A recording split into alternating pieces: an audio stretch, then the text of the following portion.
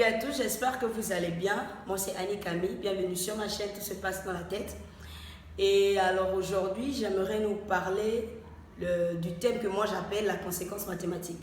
Mais bien avant, j'aimerais vous dire de vous abonner si vous voulez simplement recevoir les vidéos et d'appuyer la cloche de notification pour qu'à chaque fois vous soyez signalé.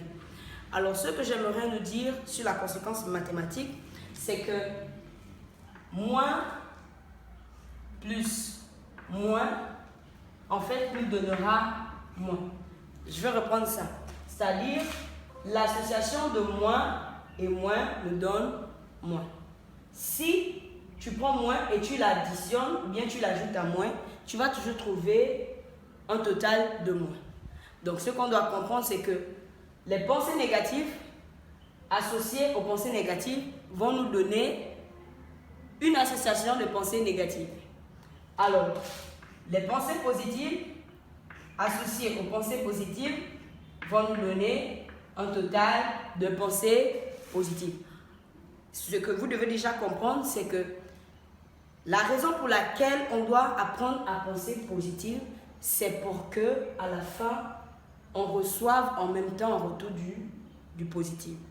Et vous savez, dans la vie, on ne reçoit que ce que l'on a ou encore ce que l'on pense. Vous allez voir deux fois, tout autour de toi semble être mystérieux ou semble être négatif. Deux fois parce que en toi aussi tu penses négatif. Mais lorsque tu penses positif, tu verras que tu recevras le plus souvent des situations positives. Alors pourquoi penser positif? Parce que en fait, si il y a une situation négative qui arrive, le positif qui est en toi va dominer sur le négatif. Alors, on continue.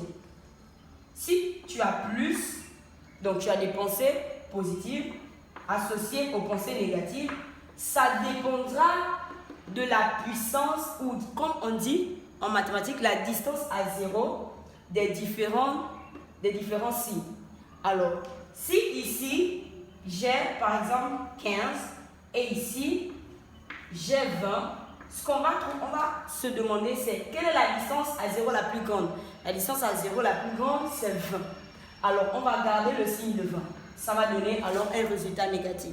Donc, ça veut dire que c'est très important que les pensées positives dominent. Donc, on va juste inverser, d'accord, les rôles.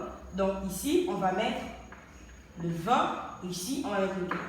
Donc, ça veut dire que si tu as des pensées positives qui dominent sur les négatives, les situations qui vont arriver, en fait, les situations positives vont dominer sur les négatives.